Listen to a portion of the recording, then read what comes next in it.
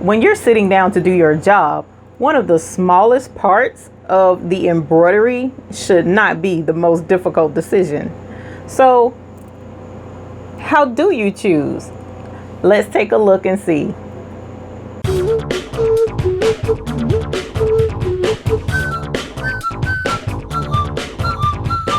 Hi, I'm Eve with The Baby's Booty. I come to you at 3 a.m. because I'm finishing up a job. Now, I should have had this job done, but I haven't. I've run into a couple of complications that have reminded me of a question that's been asked of me several times in chat and in comments. The question is, does the bobbin thread have to match your top thread? Well, the complication that I came across, I can show you some examples of why I say not necessarily, but sometimes it would be good to have both of the threads to match. So let me show you the examples. Here we have a design where a customer requested this particular emoji on the bottom of a pair of shorts. Now, normally what I use is white bobbin thread. As a general rule of thumb, most embroiderers use white bobbin thread on the back. And as you can see on the front, it looks great. You have your yellow, you have your brown, but I want to point out something a little bit closer. Give me a sec, let me get my pointer. Notice here, notice all along this black, you see the white specks? That's your bobbin thread. And sorry for the wobbly, I'm trying not to wobble too much, I'm holding the phone. So you see all these white specks? That's your bobbin thread coming through to the top. And even here, you see even more bobbin thread over here on the red. Now it's harder to see that with the yellow and the grays, of course. And the brown turned out really nice. I don't see any bobbin thread with these. But for whatever reason, up here with these two colors, the bobbin thread is showing through. So in this instance, using a bobbin thread of the same color will help fix this problem. Now, why the bobbin thread is coming through to the top? It could be a tension issue. It could be a stabilizer issue. I'm not sure, but I've had this happen on a couple of shorts that I was doing. So what I decided to do was switch up my bobbin thread for the rest of the orders. So let's look at this one. With this particular one, I switched to black bobbin thread for the black roof. And as you see, there's no white coming through. Now let's look on the back side. See? I use the white bobbin thread for the rest of it, but at the top, the roof, I use black. Now I probably should have used black for the red as well, because as you see, there's still some specks coming through. And if you don't notice it, it's not extremely noticeable. It's noticeable enough, especially to me, because I know what I'm looking for. But definitely this would be an instance where you would want to use the same color bobbin thread for the top thread, or even with this chimney here, use a darker thread for the top thread, and the black probably wouldn't have shown through as much as it did with the white. I'll show you another example. All right, here's another example. This is a washcloth.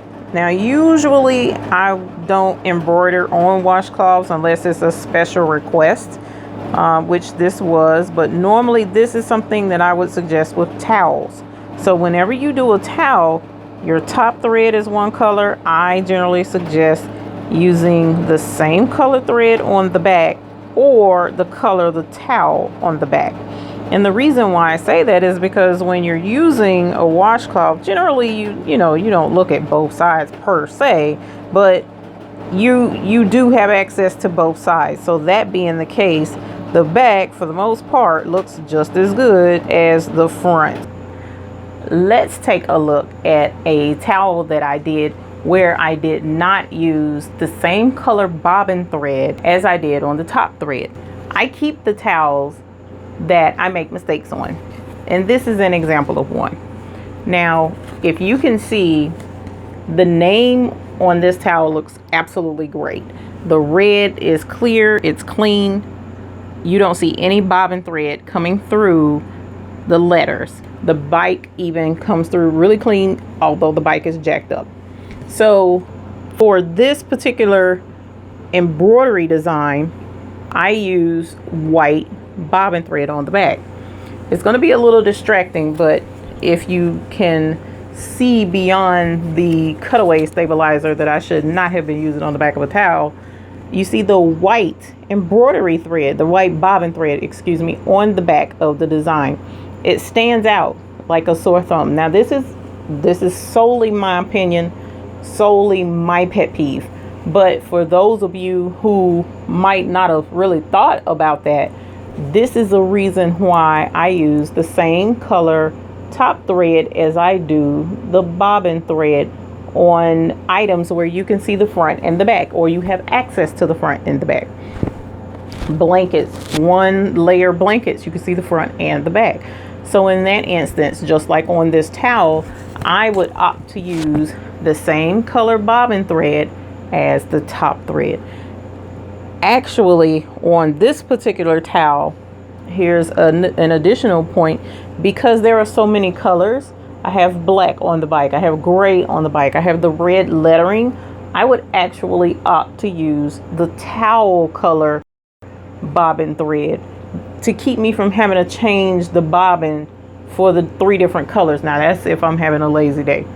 But if with just 3 colors, changing the bobbin thread to those 3 colors really doesn't sound like that big of a deal, and I would probably choose to do that.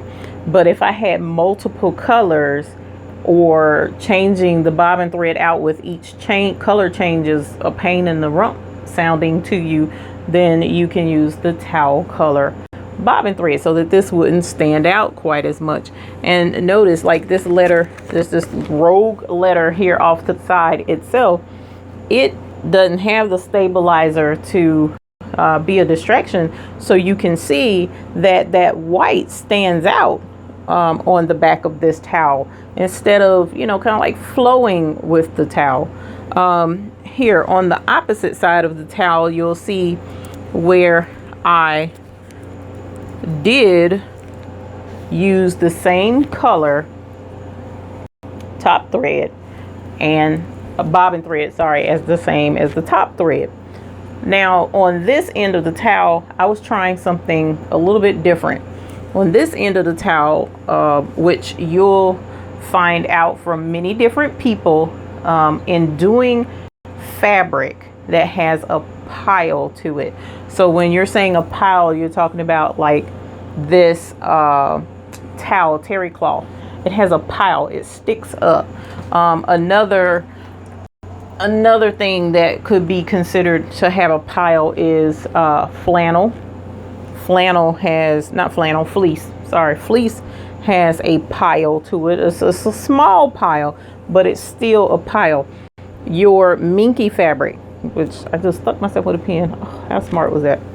Your minky fabric, this, or as it's called at Joann's, comfy dot material fabric, is a softer form of a fleece.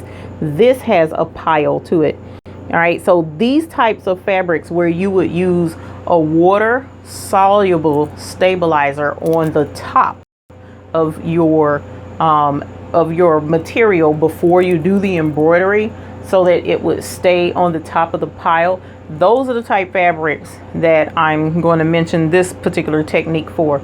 So for fabrics with a pile, there is a such thing called a knockdown stitch. All right, a knockdown stitch basically lays the fabric or that pile flat, and it does it all around where the embroidery will be, so that you don't have to use water soluble stabilizer to embroider on the top of the item.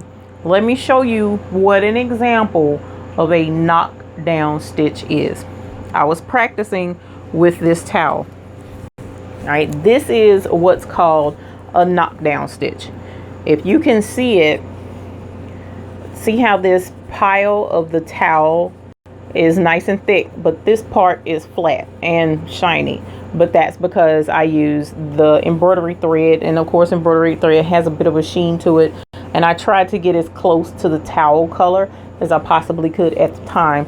And I did the knockdown stitch so that I wouldn't have to use the water soluble stabilizer, and it allows your embroidery design to pop without having to worry about it getting lost down in the stitches of the pile fabric that you're using, whether it be fleece, whether it be terry cloth, whether it be minky. You know, your design can get lost if you don't use something to help it stand up a little bit more from the surface of the material. So knockdown stitches is another technique that you may want to check into. Knockdown stitches don't come on your machine generally, unless the newer models have it built in, none that I'm aware of. But you can go onto websites and purchase knockdown stitch designs, okay?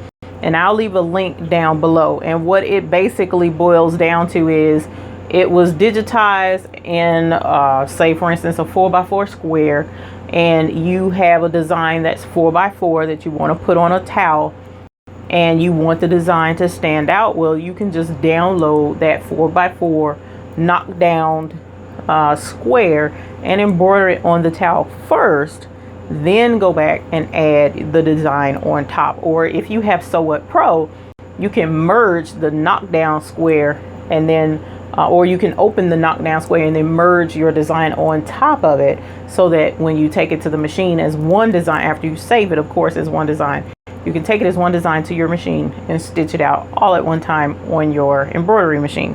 And of course the knockdown stitches should embroider first.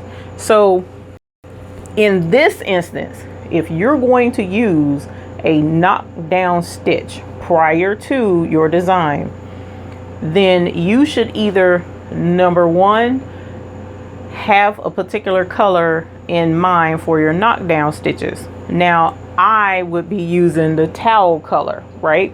But you could choose to use a solid color. If you use a solid color, that's fine. But on the back, look at how it looks if you don't use the same color. It looks horrible. So you want to be sure that in that instance you use the same color bobbin thread as you do your top thread. I hope the video was helpful. Ultimately, the decision is yours to make. So now that you've seen a couple of examples in how matching the embroidery thread and not matching the embroidery thread with your bobbin, you can make the choice that fits you and tailor it to what fits your needs. So hopefully this video has made it a little bit easier for you.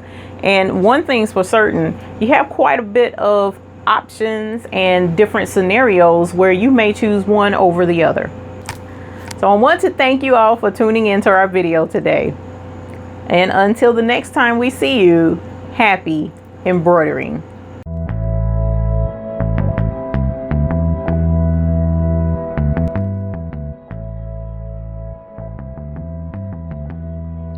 Click here to subscribe to our channel. Click here to view other videos in our tutorial playlist. And click here for the next video that you should find helpful. Thank you.